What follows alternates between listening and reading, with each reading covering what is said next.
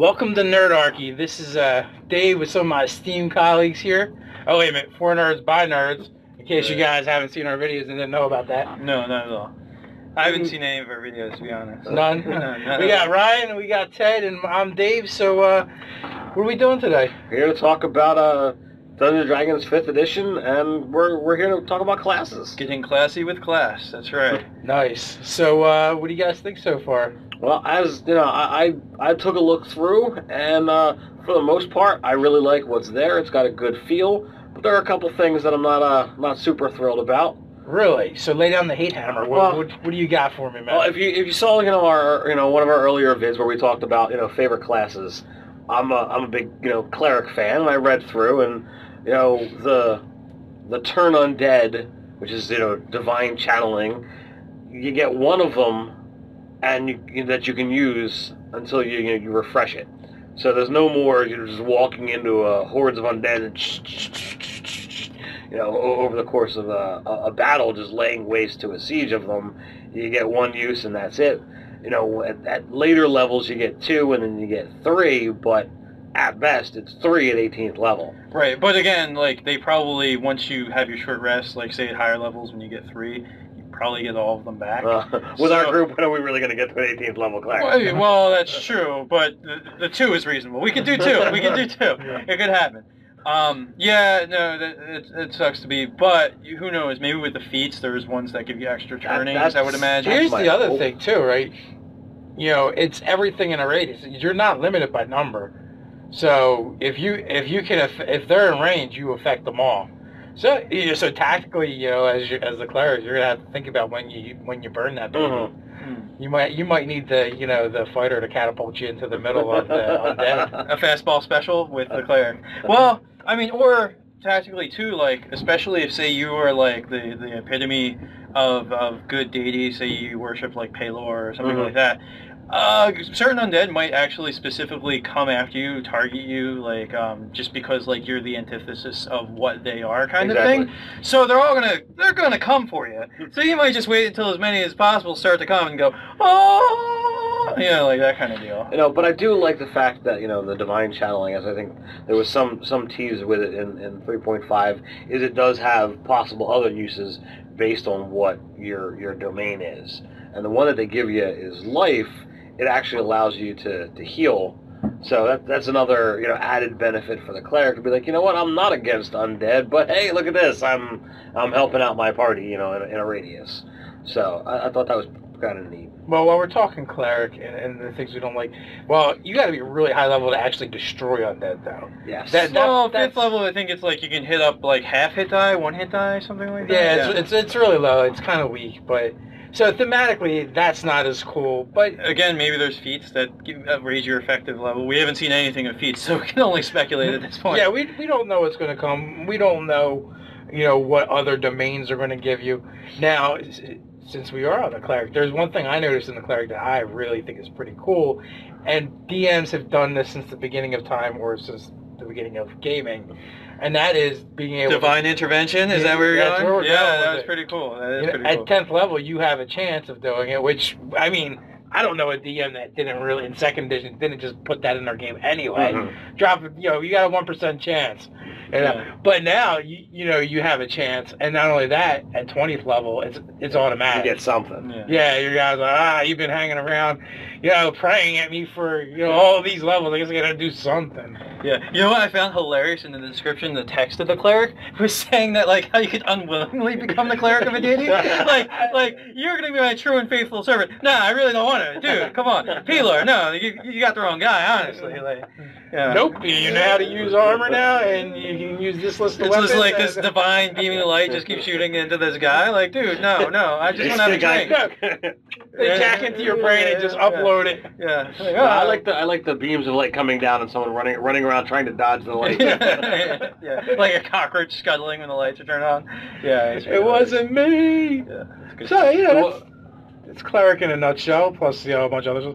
No, the cleric really does feel like the cleric from any edition of this game. One of the complaints about 4th edition was always the sameness of everything, right? So the more I played fourth, I started to lose the flavor of the game as far as Dungeons and Dragons went, and I got bored with it, really. Like, it was designed well and it was good, but it made me bored. But when I look at these classes, they're like, it makes me think of every edition of Dungeons and Dragons. Each one is super distinct at doing what it does. Yeah, like, yeah. There's the one thing that's absent in 3 of the 4 classes we've seen. Multiple attacks? Multiple attacks, yeah. Unless you're only the fighter has multiple attacks worked into them. And I imagine maybe the other warrior classes will as well. Especially Ranger. Yeah, a Ranger's got to have multiple attacks. I mean, maybe they all do. Maybe it's a feature for all of them. Because here's the thing, right? Maybe like fighter's always been the toughest class in my opinion. Thematically and to make it interesting, because everyone else has so much going on.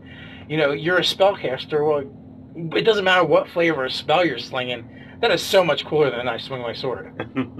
Any way you do it. So, with fighter, they added in all this stuff. Every class gets something every level, the fighter included. Well, you know what? Getting multiple attacks in a round is special when no one else does it. Well, it does distinguish them a bit more. The other thing that they teased about in Fighter that I'm really interesting to look at is, with the different archetypes that they're talking about. They talked about, the fighter having his blade sheathed in lightning. So it looks like fighter and rogue have some kind of magical archetype that they can build off. They're not showing us anything yet. We haven't seen. I gotta wait for the player's handbook. Now with the rogue one, I took it as the gnome had something going on. Maybe they have some race specific stuff. Yeah. So, but that's the fun part is kind of speculating on this stuff right now. Or even what classes are going to actually be in the player's handbook. Right now we know 4. Well, I mean, these are the 4 like iconic D&D classes that they. But I mean, if the books are describing, a gnome right in its example, I wouldn't imagine that that they wouldn't have the gnome in the PHB. Well, we already know the gnome's in there.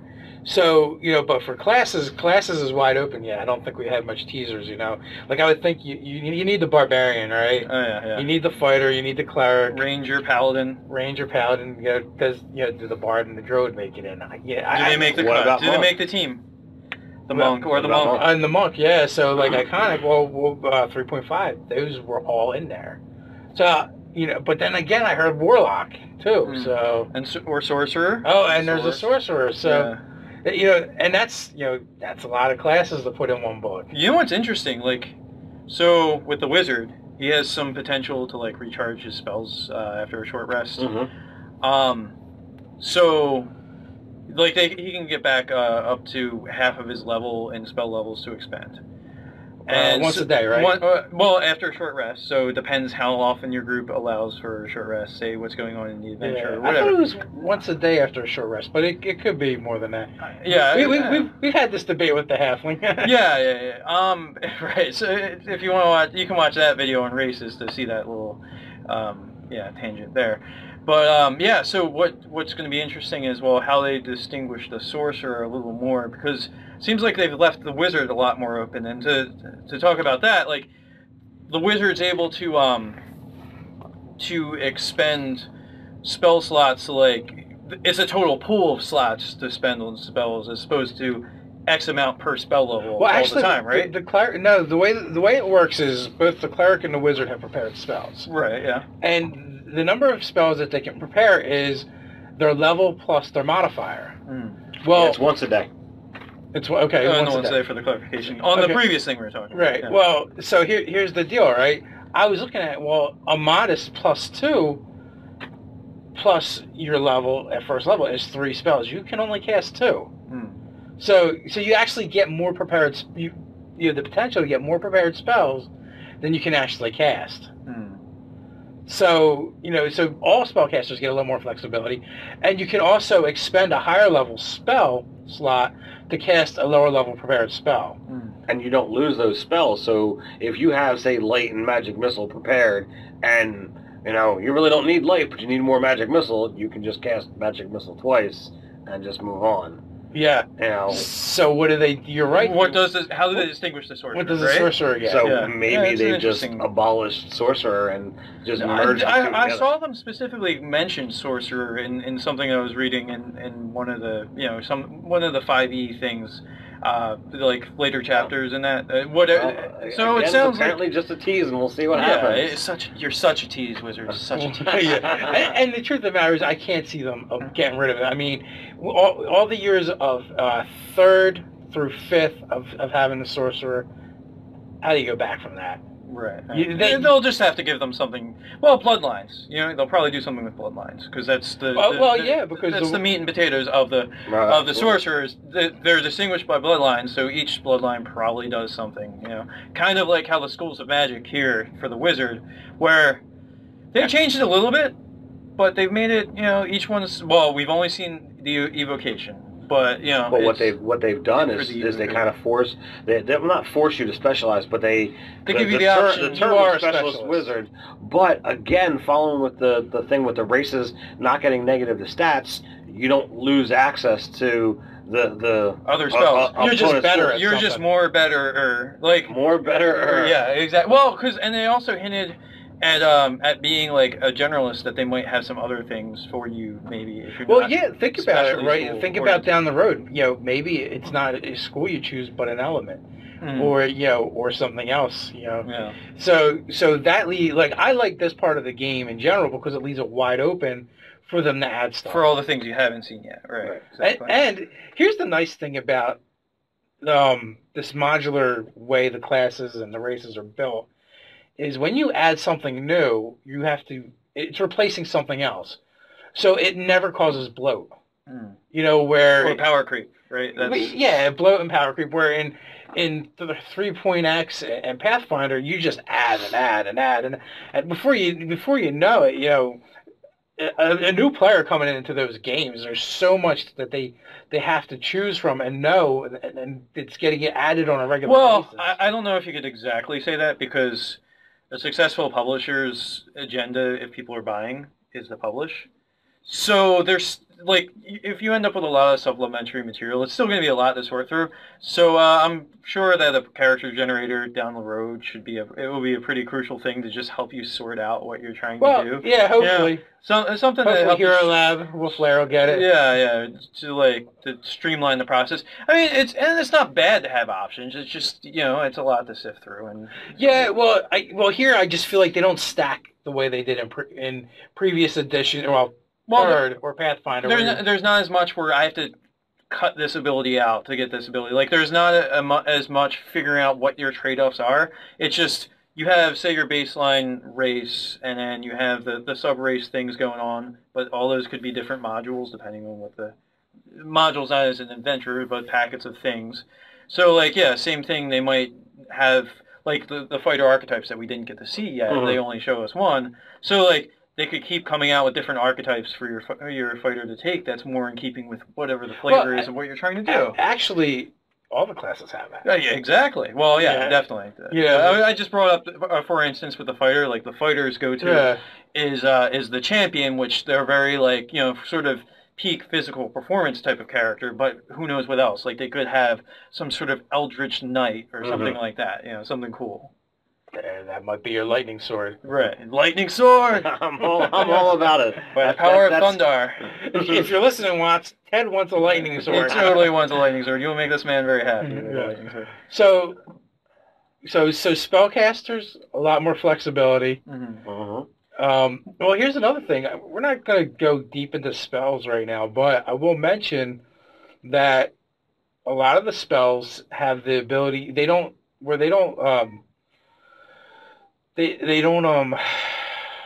what's the word? While you're getting your thought together, I just want to talk cantrips real quick. All right. So all your cantrips now, and they're pretty diverse range of spells, but they're all at will, right? So I mean, I think that was the same for 3rd edition, but they're decent. Some of them are decently damaging, and they scale, which has never happened in the 3rd. They were spell slots. Yeah.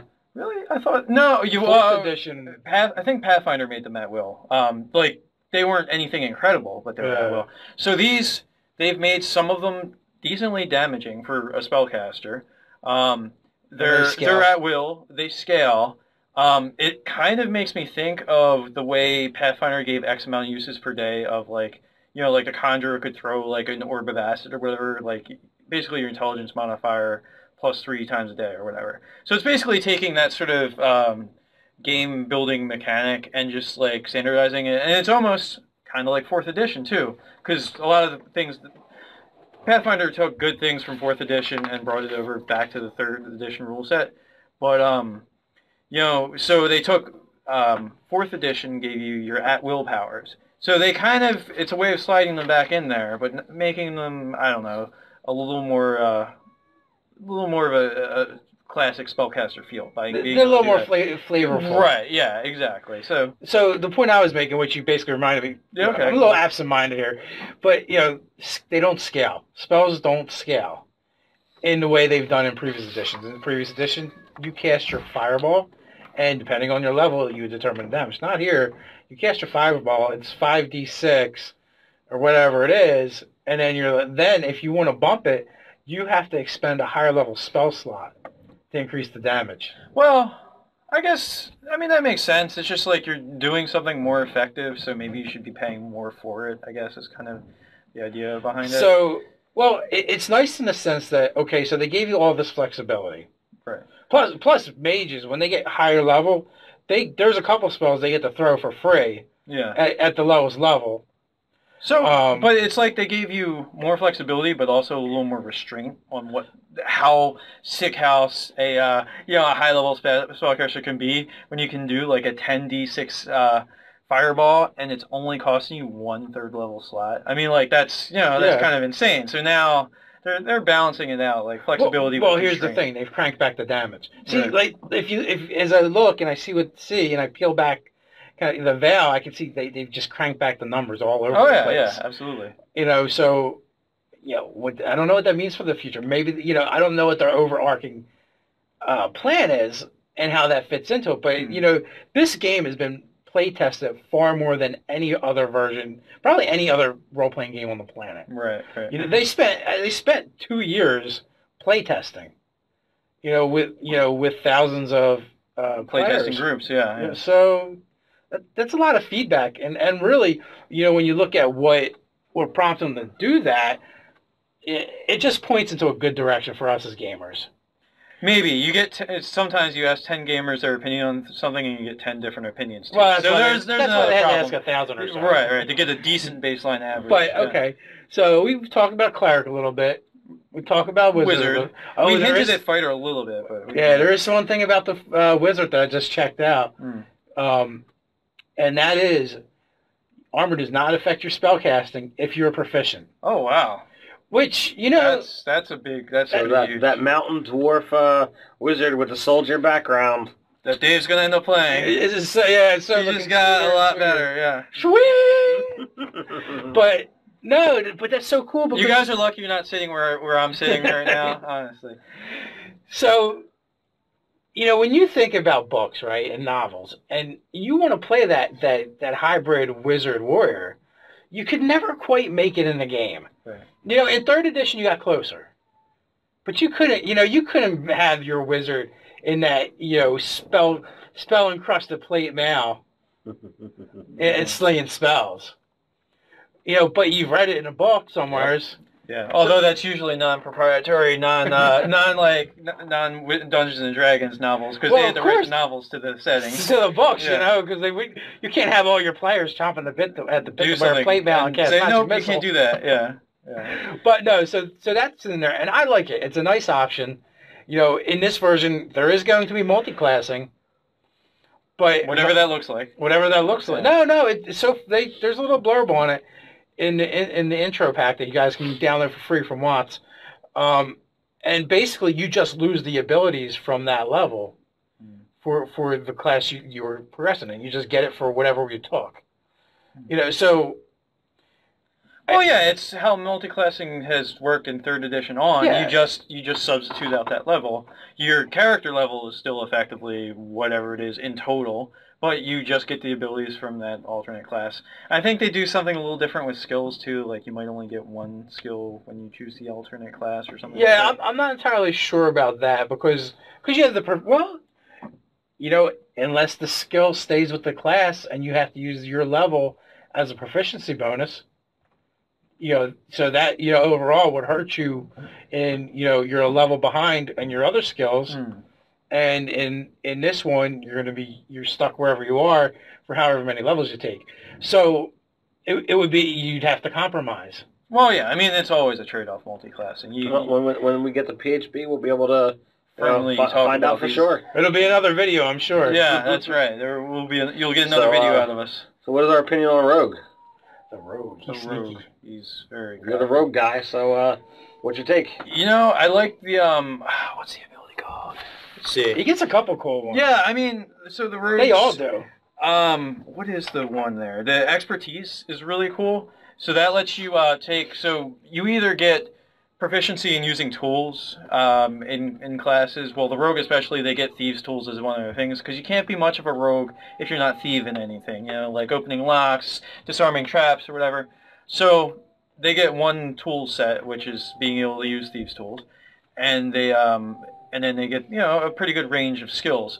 So what they get to do with that Expertise is choose either a use of a tool or a skill, or just two skills, and you get to double your level bonus, your proficiency bonus in it. So it just means that you're awesome at doing a couple of things at first level. And I haven't seen that in any other class, so far it's unique to the Rogue. Right. Well, the Rogue is they kept it sort of very MacGyver-y. They brought back Thieves' Cant, which is pretty cool. That was a happy thing.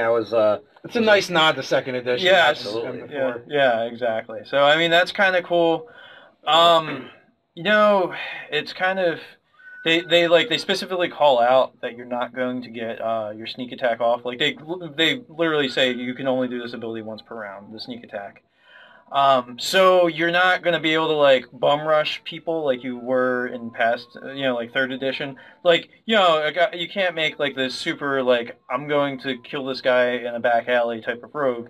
You really need the support of the party to take on any sort of substantial threat. So that's kind of a... I mean, obviously he's not going to get off more than one in a round because he can only get one attack a round. Right, but I mean, so say a moderately... 4th level, 5th level rogue, maybe a splash of fighter, and say the 3rd edition rule set. You could do the 2-weapon fighting. You get surprised on somebody, so you get an attack there. You win initiative, you get a full attack off. Right. That's 3 sneak attacks that you're making. Yeah, you could kill a substantial amount of things with that. Absolutely. Whereas this rogue is definitely only going to get one opportunistic shot around. I mean, they did do some things that make it a little easier. Now, instead of flanking, you just need advantage on another on a foe. Which just having somebody, an ally adjacent to them, you're going to have an advantage. Really cool. So you're going to get your sneak attack more often. But because all of the classes only generally get 1 attack per round, unless I have to look at the 2-weapon fighting thing a little bit more. But so you're only getting that sneak off once a round, and that's that. Well, it feels a little bit more like 2nd edition, where it used to be backstab. Right. Where before you just had to be able to get behind your opponent, and then you could, in theory, hit them with your backstab, and it was a multiple. Well, the thing about backstab though, it was a bitch to ever pull off, because how often are you in the exact circumstances where your enemy is totally ignorant of you?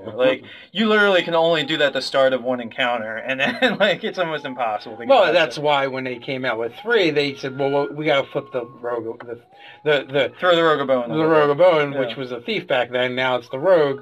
So yeah. Well, thief is a dirty term, I mean, really, that gives them a bad name, really. Yeah.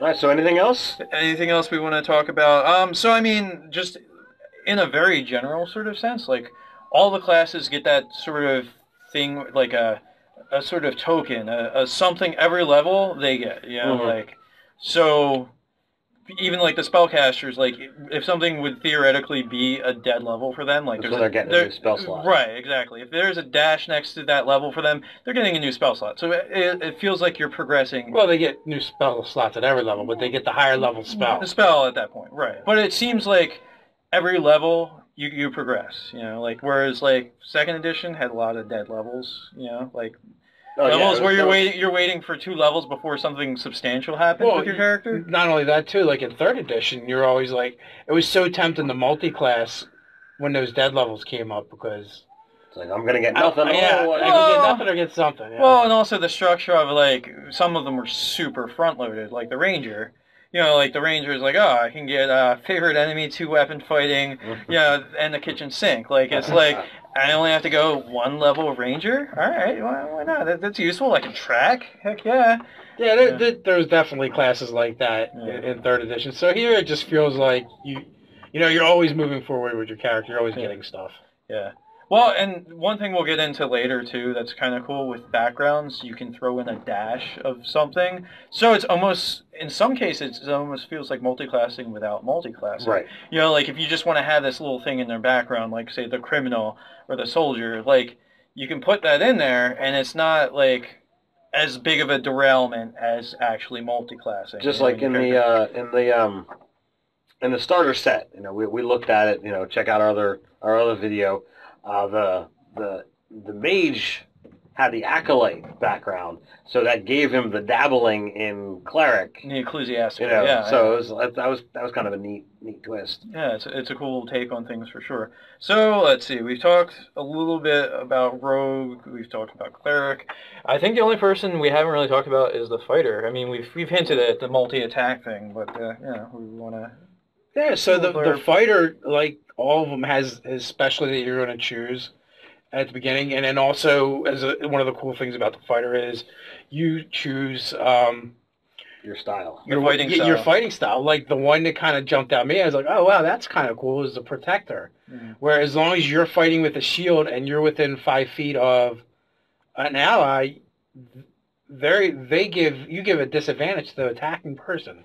That's kind of cool. Is it even a shield? I think it's just being within 5 feet with the protector. Nah, it's just shield. Yeah. It's there's shield, there's two-handed, there's 2-weapon. Oh yeah, the two-handed's pretty badass too. Like if you roll a 1, you get to re-roll it. 1 or a 2. 1 or a 2, you get to re-roll it and take the new result. You got to use the new roll, which sucks if you drop a 2 and you roll a 1. Yeah. But yeah, it's in your favor. Absolutely. Take it. Yeah, absolutely. Sure. That's pretty cool. Yeah, archery's a bonus to hit with ranged weapons. With ranged weapons, and there's one that just makes you. And it might be called Defender or something that just gives you a bonus to your armor class. Yep. Yeah. So just a flat +1. But that being said, like armor classes are generally lower across the board, so a +1 AC. But getting a free bonus is pretty cool. Yeah. Well, I mean, and like everything's a lower scale, so it's substantial. So that's kind of right. And then also, if you wanted to build a swashbuckler fighter as well, they also have in there. For fighting, if you fight with a one-handed weapon and nothing in your offhand, you get a bonus. Either the damage. It's a +2 the damage. Yeah. So there's just definitely some cool things. Fighting with 2 weapons. Your off weapon doesn't suffer. Like you lose your strength bonus, except for when you have this ability, this fighting style, you get that bonus to your offhand weapon. So they definitely put a lot of things in there to make you want to be the fighter. And as we said before, the fighter is the only one that gets multiple attacks so far. Yeah. And then they have a special ability that they can use. I think it's once per. It's once per short rest. So you need a short rest to recharge it, basically. So basically, probably once per encounter, where they get another action as well. Right. Which they can pretty much use to do anything. So. Yeah. So so it's pretty cool. And do they get an auto heal? They get a self heal in there too. I saw. They get like a second wind, basically. Yeah, and I'm not sure which level that is. It's not a lot, but it's I think every encounter they do it. And I think they get that one off as a free action or whatever the terminology is. So you have a limited well of stamina. That you can draw on to protect yourself from harm. On your turn, you can use a bonus action to regain hit points equal to 1d10 plus your fighter level. Once you use this feature, you must finish a short or long rest before you can use it again. Okay, so yeah, you could recharge it. What level are they getting that at? Do you see? Just curious. First. Oh, first. All right. So that's very useful at first level. Yeah. Fighter actually might be one of the, if you're going to multi-class, might be one of the best ones to dip into because first level looks pretty good. I mean, like say a rogue might want to be able to effectively use 2 weapons. Well, except for you're only sneak attacking once. So, I mean, just aesthetically, the slick, 2 dagger wielding type of character or whatever. Yeah, that's kind of cool. Yeah, needless to say, there is definitely benefits To all the classes. to all the classes. Yeah. You know, the front of the fighter looks kind of sweet. You know, I was thinking about maybe taking a level fighter anyway for my Dwarven War Wizard just because it works. But you know, let us know in the comments below what you think of the classes if you've looked at them, and if you haven't, why haven't you looked at them yet? Yeah. Go to Watts, it's free. Download it. Watts is actually giving shit away for free. Can you believe it? Take advantage of it before they take it back. Just kidding. From what I understand, as they expand the game, that PDF is actually going to expand with it. Oh, neat. Which is really cool. It's a nice model that they implemented.